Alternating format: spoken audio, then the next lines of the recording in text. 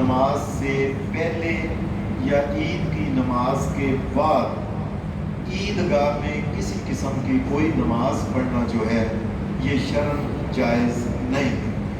کوئی بندہ آتا ہے آگے کہتا ہے لو جی میں وضو کے دو پڑھنے لگا ہوں، فلاں کے دو پڑھنے لگا ہوں، فلاں کے دو۔ عیدگاہ میں کسی قسم کے 2 رکعتیں یا 4 یا زیادہ عید کی نماز سے پہلے یا بعد میں پڑھنا جائز نہیں۔ حدیث کے اندر ایک بڑا اہم واقعہ ہے، یہ ہر بندے کو یاد ہونا چاہیے۔ حضرت علی رضی اللہ تعالیٰ عنہ یہ بیٹھے ہوئے تھے، دیگر صحابہ بھی بیٹھے ہوئے تھے۔ ایک آدمی باہر سے آیا، آ کے وہ کرنے لگا ایسے نا نماز نیچنے لگا، تو حضرت علی رضی اللہ تعالیٰ عنہ نے فرمایا ٹھہر جاؤ، کیا کرنے لگے ہو؟ کہنے لگا حضرت علی رضی اللہ تعالیٰ عنہ کو میں 2 رکعتیں پڑھنے لگا ہوں۔ کہ کیوں پڑھنے لگے ہو؟ کہ جی 2 رکعتیں پڑھوں گا، اللہ کے سامنے جھکوں گا، کیا پتہ ہے اللہ مجھے جنت ہی دے دے۔ آپ نے فرمایا سنو، محمد الرسول اللہ صلی اللہ علیہ وسلم نے عید کی نماز سے پہلے یا بعد میں کوئی نماز نہیں پڑھی عیدگاہ میں۔ تم کہتے ہو نا کہ میں شاید اللہ مجھے معاف کرے، میں تو یہ سمجھتا ہوں کہ شاید ان 2 رکعتوں کی وجہ سے اللہ تجھے جہنم کے اندر پھینک دیتا۔ اس نے کہا امیر المومنین آپ کیا کہہ رہے ہیں؟ فرمایا میں اس لیے کہہ رہا ہوں بے شک یہ 2 رکعتیں ہیں، تم پڑھنے لگے ہو، لیکن تمہیں پتہ نہیں جو رکعت یا جو چیز شریعت میں محمد رسول اللہ نے نہیں کی وہ کرنے سے انسان جہنم کے اندر چلا گیا۔ وہ بندہ چپ کر کے ادھر بیٹھ گیا۔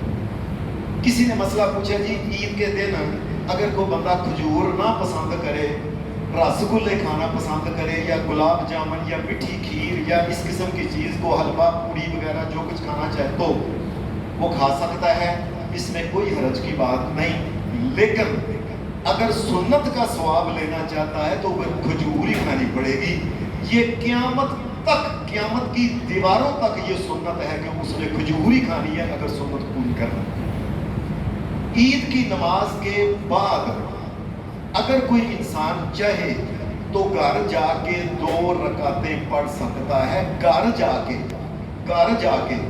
یہ حدیث کی کتاب سنن ابن ماجہ میں ہے کہ نبی علیہ السلام عید کی نماز پڑھانے کے بعد خطبہ ہوتا لوگوں سے، اس کے بعد نبی علیہ السلام گھر جا کے نبی علیہ السلام 2 رکعتیں پڑھتے تھے، گھر جا کے۔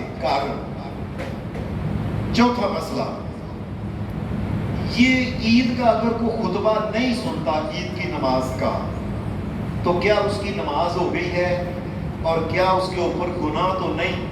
تو سادہ سی بات ہے، حدیث کی کتاب سنن ابی داؤد کے اندر یہ حدیث ہے کہ نبی علیہ السلام نے فرمایا انا نخطب، فرمایا نبی علیہ السلام نے کہ ہم خطبہ دیں گے، فمن احب ان یجلس فلیجلس، فرمایا جس کو پسند ہے کہ محمد رسول اللہ کا خطبہ سننا چاہے، وہ بیٹھنا چاہے تو بیٹھ سکتا ہے، ومن احب ان یذهب، لیکن اگر کوئی چاہتا ہے کہ مجھے کو کام ہے میں جانا چاہتا ہوں، فَلْيَذْهَبْ، اللہ کا نبی محمد رسول اللہ اجازت دیتا ہے اگر کوئی جانا چاہے تو جا بھی سکتا ہے۔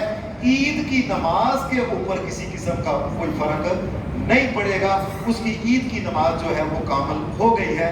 یہ خطبہ نفلی چیز ہے۔ صحابہ کیوں بیٹھتے تھے؟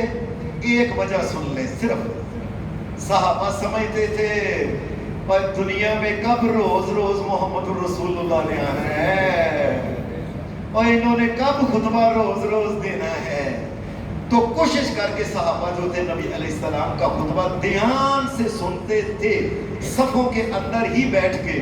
لیکن نبی علیہ السلام نے یہ اجازت دی تھی کہ اگر کوئی نہیں سننا چاہتا، جانا چاہتا ہے، کوئی ضروری کام ہے، کوئی ایسی بات ہے، وہ جا بھی سکتا ہے۔ عید کی نماز اس کی ہو گئی ہے۔ اللہ شریعت پہ عمل کی توفیق دے۔ صلی اللہ علیہ وسلم۔